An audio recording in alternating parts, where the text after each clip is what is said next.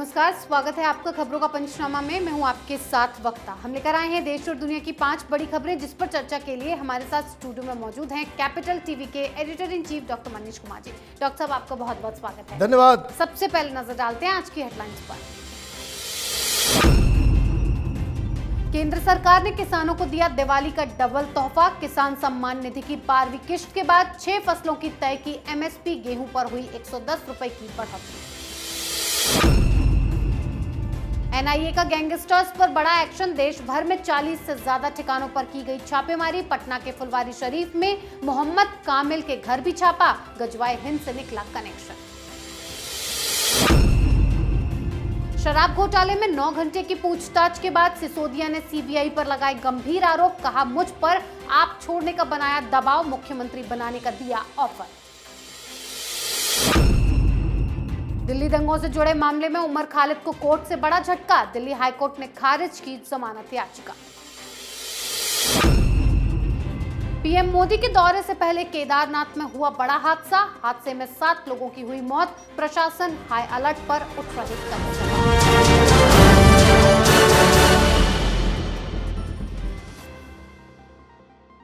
आज की सबसे पहली खबर में बात किसानों को मिले दिवाली तोहफे की। पीएम किसान सम्मान निधि की 12वीं किश्त जारी करने के बाद केंद्र सरकार ने दिवाली से पहले किसानों को एक और बड़ा गिफ्ट दिया है। केंद्र सरकार गेहूं और दाल समेत रबी की 6 फसलों की मिनिमम सपोर्ट प्राइस को 9% बढ़ाने का फैसला किया गया है। सरकार ने गेहूं की एमएसपी में 110, जौ में 100, चने में 105, मसूर में 500, सरसों में 400 और कुसुम में 209 रुपए की वृद्धि की है, जो किसानों के लिए बड़ा तोहफा माना जा रहा है। डॉक्टर साहब, किसानों के लिए कितनी बड़ी सौगात केंद्र सरकार की तरफ से मानी जाए? किसानों के लिए तो बहुत बड़ा और बढ़िया तोहफा है, लेकिन दिक्कत क्या है, फायदा किसानों को हो रहा है और आंसू आंखों में आ रहे हैं विपक्षी पार्टी के नेताओं की। ये तो तमाशा किसान आंदोलन को लेकर के हुआ था। एमएसपी बढ़ाओ, एमएसपी को खत्म किया जा रहा है, मंडी बंद किया जा रहा है। कुछ बंद हुआ, कुछ नहीं हुआ। ये अफवाह की राजनीति करने वालों के मुंह पे बहुत बड़ा तमाचा है। एक तो किसान निधि के तहत गरीबों को बैंक अकाउंट में पैसे गए, और अब एमएसपी के ऊपर इतना बड़ा ऐलान, वो भी दिवाली। मैं तो सुन रहा था कुछ नेता ये कह रहे थे, ये प्रधानमंत्री मोदी ये दिवाली होली के पहले ही इस तरह की घोषणाएं क्यों करते हैं, ईद के पहले क्यों नहीं किया जाता। तो मतलब आप समझिए कि कोई सरकारी योजना देश के बहुसंख्यक वर्ग को अगर मिलता है तो लोगों के पेट में दर्द शुरू हो जाता है। दरअसल आज जो फैसला हुआ है वो टिकैत जैसे ब्लैकमेलर्स, ये वामपंथी जो खालिस्तानियों से पैसे लेकर, चीन से पैसे लेकर साल भर आंदोलन कर रहे थे, सड़कों को जाम करके बैठे हुए थे, उन लोगों के मुंह पर तमाचा है जिन्होंने यही सब चीज़ों के लिए 26 जनवरी के दिन लाल किले के प्राचीर को अपवित्र किया था, तिरंगे का अपमान किया था। तो कई सारी चीज़ें हैं। ये फैसला बहुत ही अच्छा फैसला है।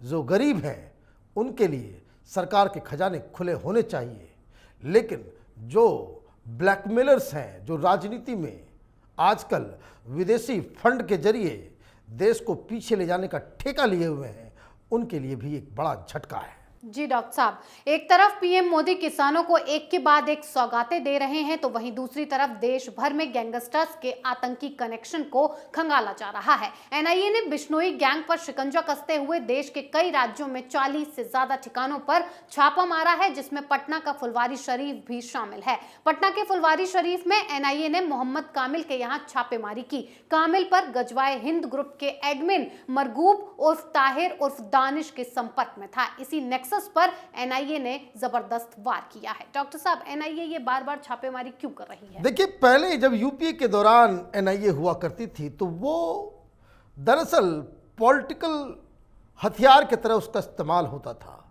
किस देश में हिंदू आतंकवाद, भगवा आतंकवाद, सैफरन टेररिज्म बहुत ज़्यादा खतरनाक है। देखिए कैसे कैसे फर्जी केसेस लगाए गए, साध्वी के ऊपर, एक आर्मी ऑफिसर के ऊपर।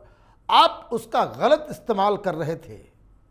आज जो छापेमारी हुई है, पिछली बार से इस बार तक में फर्क कितना आया है कि पिछली बार इस तरह की कार्रवाई हुई थी तो नॉर्थ इंडिया में जितने भी गैंगस्टर्स थे उनकी यहाँ छापेमारी की गई, लेकिन इस बार ये जो 40 जगहों पे जो छापेमारी की गई उसमें वो लिस्ट भी है जिनके रिश्ते पीएफआई से, वैसे लोग जो हिंदुस्तान में गजवाई हिंद करना चाहते हैं, इस्लामिक रूल लगाना चाहते हैं। चूंकि अब पीएफआई बंद है तो अब इसको एक टेररिस्ट ऑर्गेनाइजेशन और एक गैंग की तरह ही इसको ट्रीट किया जाना चाहिए।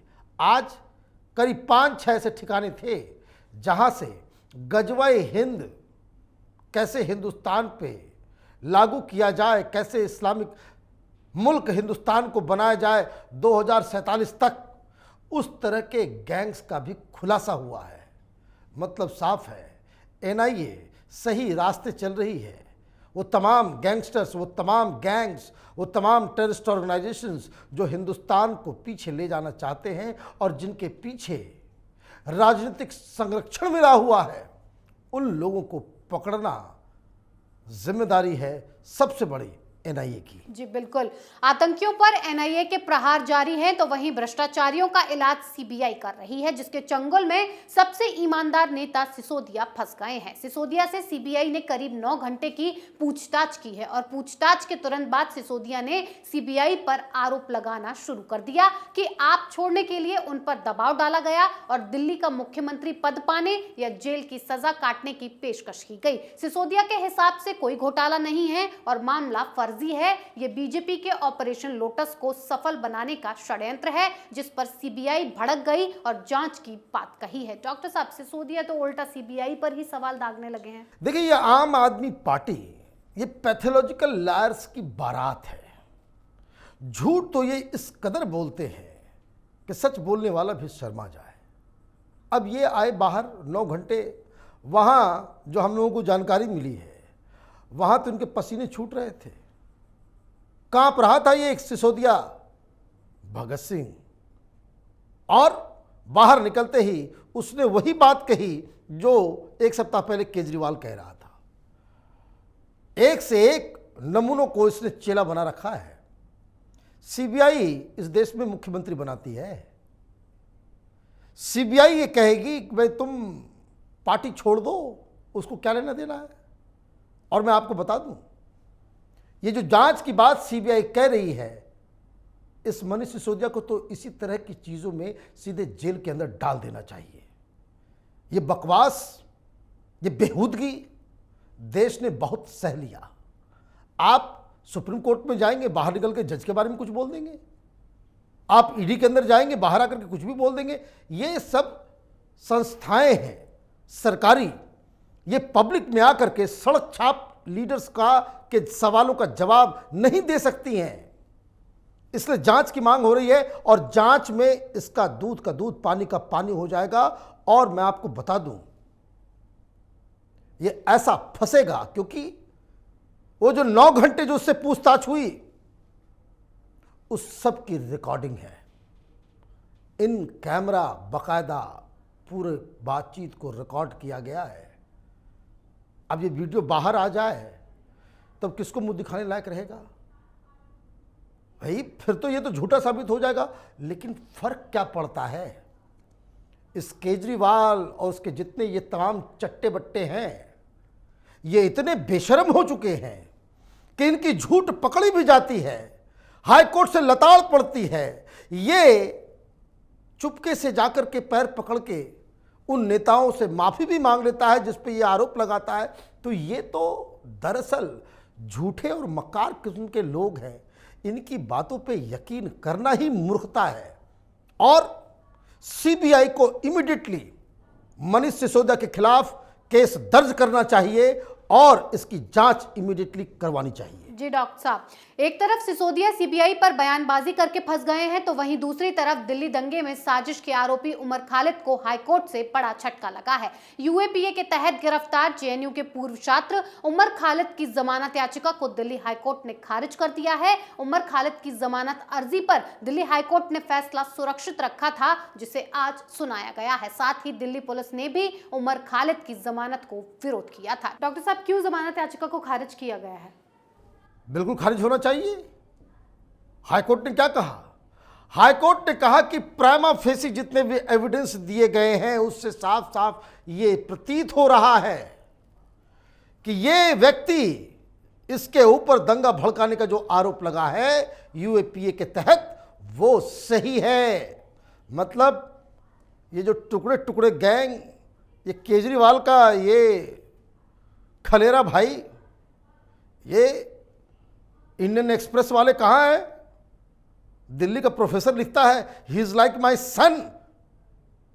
ये टुकड़े टुकड़े गैंग के ये दत्तक पुत्र, ये टेररिस्ट हैं। यही कहा है आज दिल्ली हाईकोर्ट ने कि ये दिल्ली के अंदर दहशत, टेररिज्म फैलाना चाह रहा था। वो लोग क्रांतिकारी है। मैं देखता हूं टीवी वालों को, सोशल एक्टिविस्ट। भाई ये जो आम आदमी पार्टी, ये टुकड़े टुकड़े गैंग, ये सब जो इनकलाब जिंदाबाद, रेवोल्यूशन, इन बेवकूफों को मालूम भी है, आज कोर्ट ने बताया है कि जो रेवोल्यूशन जो ये क्रांतिकारी सलाम, इसके भाषण के को बकायदा स्टडी किया कि भाई ये अमरावती में क्या ये रेवोल्यूशन लाना चाह रहा था, किसे क्रांतिकारी सलाम कहना चाह रहा था। जज ने कहा रेवोल्यूशन का मतलब हिंसक, और ये तो जिस पार्टी का था जेएनयू के अंदर, ये तो माओइस्ट है। ये तो हिंसा के आधार पे ही सब कुछ करना चाहते हैं ये लोग। तो जितनी चीजें आज हुई, आज आप ये समझिए कि ये जो टुकड़े टुकड़े गैंग है, इसको बहुत बड़ा झटका आज माना जाएगा। ये तमाम ये जो सीए के पाप में जिन नेताओं ने, जिन पॉलिटिकल पार्टीज ने हिस्सेदारी दी, दिल्ली में जो 53 लोगों की मौत हुई दंगे में, ये सब उनके हाथ इन 53 लोगों के खून से सने हुए हैं। यही हाईकोर्ट ने बेल पिटीशन को रिजेक्ट करते हुए कहा है अभी तो ये अंगड़ाई है, इन सब को फांसी की सजा मिलनी चाहिए। जी डॉक्टर साहब, आखिरी खबर में बात केदारनाथ में हुए बड़े हादसे की करते हैं। केदारनाथ में हेलीकॉप्टर क्रैश हुआ है जिसमें पायलट समेत 7 लोगों की मौत हो गई है। यह हादसा ऐसे वक्त पर हुआ जब 21 और 22 अक्टूबर को प्रधानमंत्री नरेंद्र मोदी केदारनाथ और बद्रीनाथ का दौरा करने वाले हैं। फिलहाल प्रशासन हाई अलर्ट पर है और प्रधानमंत्री के केदारनाथ यात्रा का फिर से सिक्योरिटी रिव्यू किया जाएगा। क्रैश के बाद तमाम सवाल उठ रहे हैं। अगर लो विजिबिलिटी की बात सामने आ रही थी तो फिर हेलीकॉप्टर को उड़ाया ही क्यों गया? साथ ही अमित शाह ने दुर्घटना पर शोक व्यक्त किया है। डॉक्टर साहब, जांच के आदेश इस पूरी घटना को लेकर दे दिए गए हैं कि कैसे हुआ, लेकिन वही सवाल कि अगर इतना मौसम खराब था तो उड़ान क्यों भरी गई? देखिए, ये बड़ा ही टेक्निकल मसला है। पिछले कुछ महीनों में ये दूसरी इस तरह की घटना है। हिंदुस्तान ने एक जाबाज सीडीएस को खोया है। वैसे आर्मी ऑफिसर, ऐसे जनरल जिसको लोग अपने दिल में जगह दे रखे थे। फिर केदारनाथ में आज की ये घटना हुई। दुनिया में कोई भी क्रैश होता है, चाहे वो हेलीकॉप्टर का हो या फिर हवाई जहाज का, इन दोनों ही केस में इन्वेस्टिगेशन तो होती है, लेकिन मूल सवाल ये है कि अचानक से मौसम खराब है या अचानक से मौसम खराब हो जाता है। क्या आपने उड़ान तो भरी, लेकिन अचानक से स्थिति जो है बदल जाती है। अचानक से आपको सामने जो है बादल आ जाते हों, आपको कोई टेरेन मालूम नहीं चलता कि आप कहाँ फंसे हुए हो। तो फिर ऐसी स्थिति से निपटने के लिए कि क्या कोई टेक्नोलॉजिकल सिस्टम हमारे पास है, और अगर इस तरह के सिचुएशन को डील करने का कोई तरीका नहीं है तो हेलीकॉप्टर को उड़ने की परमिशन ही नहीं देनी चाहिए, पहली बात। दूसरी बात, और अगर उस तरह का सिस्टम दुनिया में अवेलेबल है तो ये मैंडेटरी बना देना चाहिए कि इस तरह के क्राइसिस सिचुएशन में टेरेन मैपिंग होता। क्या ये इसलिए होता है कि जब आप पहाड़ी इलाकों में जाते हैं, बादल चारों तरफ से घिर आता है, आपको मालूम नहीं चलता कि आगे पहाड़ है, पत्थर है, आप कहाँ लैंड कर रहे हो, आपको कुछ पता नहीं चल पाता जी। तो ऐसे सिचुएशन में दुर्घटनाएं होंगी, लेकिन ये दुर्घटना दो चीज़ों को लेकर के, एक तो ख़राब मौसम बताया जा रहा है कि अचानक से बादल आ गए, तो फिर ये हमारा सिस्टम किस तरीके का है कि हमें मालूम नहीं होता, और अगर मालूम नहीं है तो मालूम करने का कोई तरीका होना चाहिए, और इस तरह के सिचुएशन में अगर फंस जाता है तो उसके लिए हमारे पास कुछ टेक्नोलॉजी होनी चाहिए। दूसरा अहम पॉइंट ये है, ये तब हो रहा है जब प्रधानमंत्री 2 दिन के बाद उसी रास्ते हेलीकॉप्टर से जाने वाले हैं। तो कई सारे सवाल हैं, आई होप कि इसका जवाब मिले। लेकिन एक हकीकत मैं आपको बता दूं, जितने भी हेलीकॉप्टर या एयरक्राफ्ट के क्रैशेस इस तरह के होते हैं, जांच तो होती है लेकिन जनता को कभी सच्चाई बताई नहीं जाती। जी डॉक्टर साहब, बहुत बहुत धन्यवाद इतनी जानकारी के लिए। धन्यवाद। खबरों का पंचनामा में आज के लिए इतना ही। देश विदेश की बाकी खबरों और उनकी सटीक एनालिसिस के लिए देखते रहिए कैपिटल टीवी। हमें लाइक कीजिए, शेयर कीजिए और कैपिटल टीवी को सब्सक्राइब कीजिए। नमस्कार।